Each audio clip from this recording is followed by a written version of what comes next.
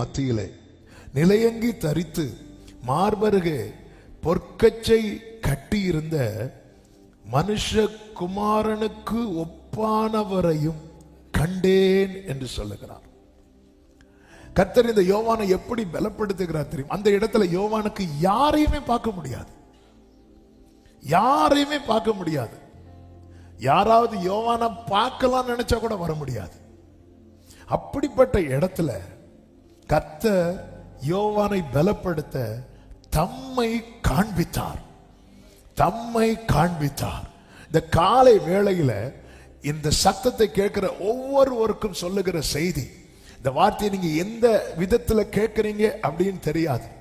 கிறிஸ்துவின் நிமித்தம், அவருடைய வசனத்தின் நிமித்தம், அவருடைய சொற்படி செய்தது நிமித்தம் நீங்கள் தனிமைப்பட்டு இருப்பது உண்டானால் கர்த்தர் உங்களை பலப்படுத்தும்படிக்கு தேவன் தம்மை காண்பிக்க சித்தமாயிருக்கிறார்.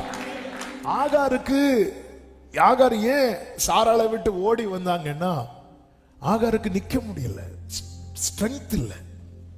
ஏற்கனவே கர்ப்பவதியா இருக்கிறாங்க. அது போக சாராள் நார்மலா இருக்கும்போது என்ன வேலை வாங்கினாங்களோ அதை விட அதிகமான வேலை கர்ப்பவதியா இருக்கும்போது வாங்குறாங்க. முடியல, கடினமாய் நடத்தினாள் என்று சொல்லப்பட்டிருக்கிறது. முடியல.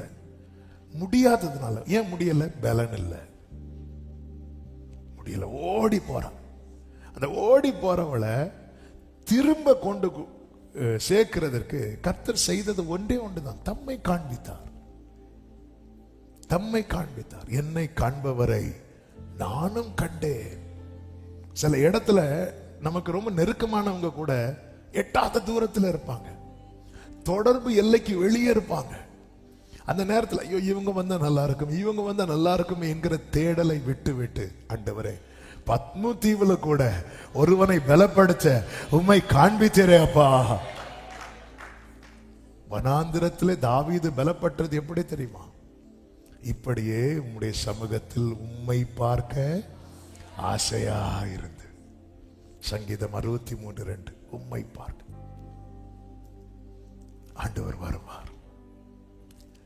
மீதியானியருக்கு பயந்த கிதியோனிடத்துல கர்த்தர் ஒரு வார்த்தையை சொல்லுவார், உனக்கு இருக்கிற எந்த பலன்?